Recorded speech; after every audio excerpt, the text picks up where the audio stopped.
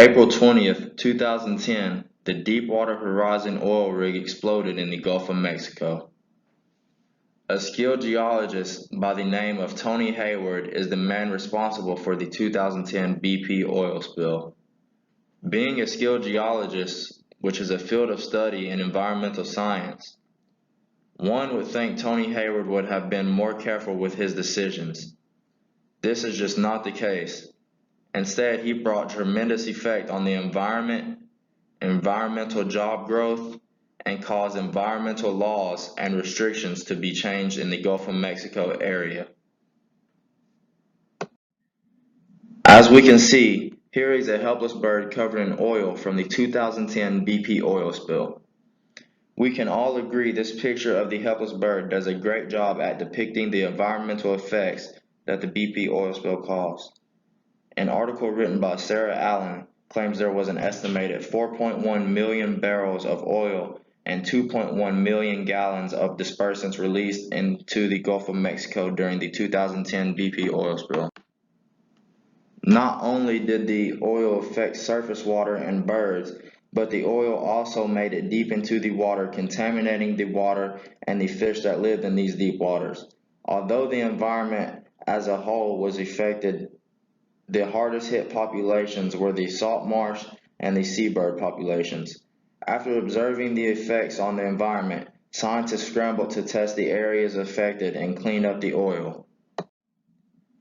Tony Hayward's oil spill brought more environmental science jobs to all fields of study in the environmental science community, from cleanup groups to the scientists testing the water. The salary for scientists to work this area was also increased.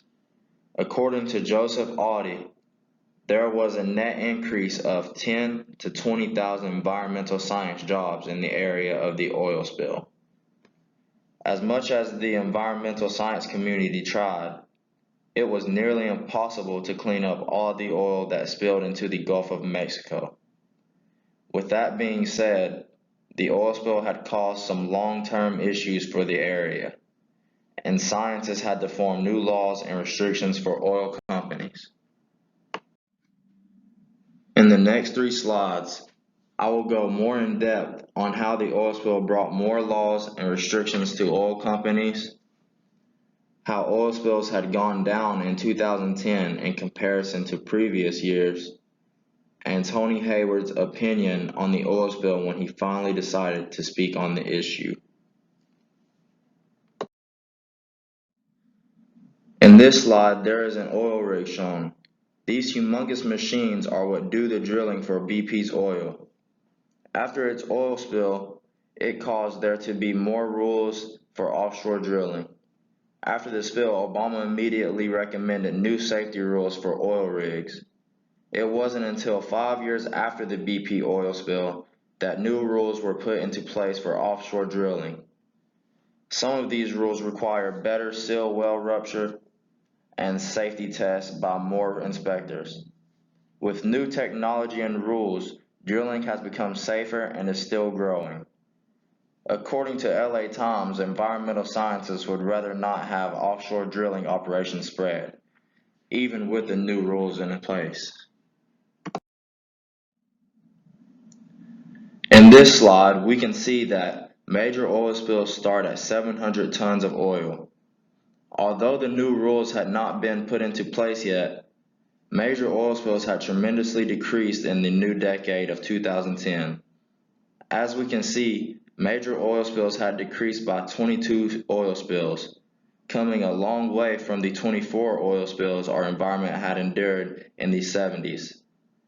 This major decrease largely took part because of technology used.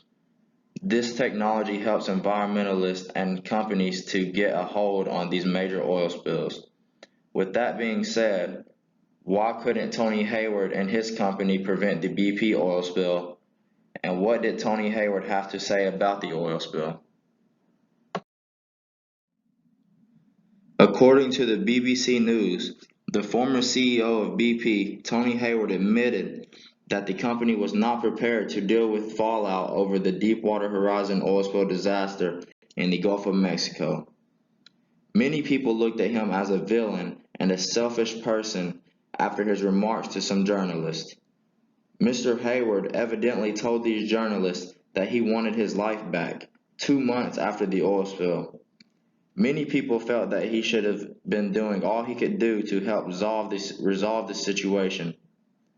Instead, not long after the spill, Mr. Hayward was seen having fun on his yacht without a worry in the world. In conclusion, Tony Hayward had a huge effect on the environmental science community. He didn't affect the field positively by any means, but he did affect the environment in negative ways, ways that he was not willing to take responsibility for, but is the man responsible.